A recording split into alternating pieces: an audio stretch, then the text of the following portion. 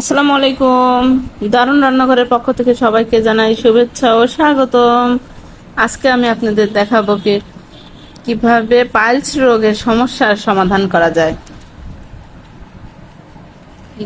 Piles বা কোষ্ঠকাঠিন্য রোগের সমস্যার সমাধান পাওয়া যায়, একদম চিরতরে সমাধান হয়ে যাবে এই প্রোডাক্টটি আপনারা যদি খান। দেখেন, আমি আলহামদুলিল্লাহ খুবই উপকার পেয়েছি। আমি নিজে উপকার পেয়ে আমি আপনাদেরকে এটা শেয়ার করতেছি, যাতে আমার মতন সবাই উপকার পায় ইনশাল্লাহ। এই দেখেন, এটা হচ্ছে লাল চিনির দানার মতো দেখা যায়, লাল চিনির দানা। এটা হচ্ছে কাতিলা গম, এটাকে বলে কাতিলা গাম, গম যে যেটা বলে আর কি, আমি জানি না কে কি বলে, কিন্তু আমি এটাকে জানি কাতিলা গাম নামে। এটা দেখেন, লাল চিনির মতো দানা এটা। এই দেখেন, হ্যাঁ, এটাকে আমি পানির ভিতরে ভিজিয়ে দেব।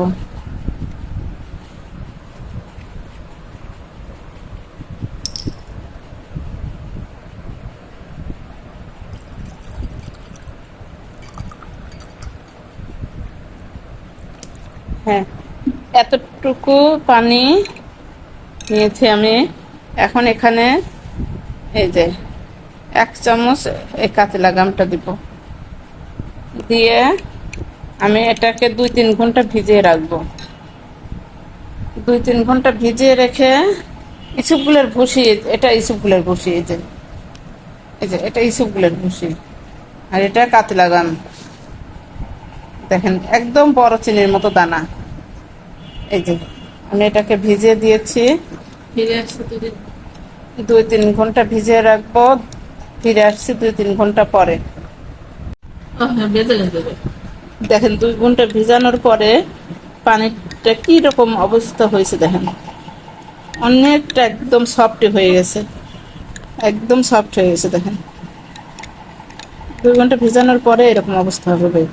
এখন এর মধ্যে 1 চামচ ইসুপগুলের ভুসি দেব, ইসুপগুলের ভুসি।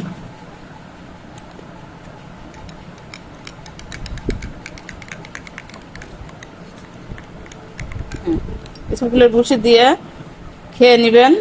একদম 3 দিন খাওয়ার পরে বুঝতে পারবেন উপকারটা, এবং তখন লাইক কমেন্ট শেয়ার দিয়ে দিবেন। এই দেখেন কেমন অবস্থা, এই যে ইসুপগুলের ভুসিটা, আর এটাকে বলে কাতিলা গাম। আমি আশা করি যে এটা খেলে অবশ্যই উপকার পাবেন ইনশাআল্লাহ। 1 দিন 2 দিন খেলেই আপনারা বুঝতে পারবেন, 3 দিন খেলে তো আলহামদুলিল্লাহ অবশ্যই উপকার বুঝতে পারবেন।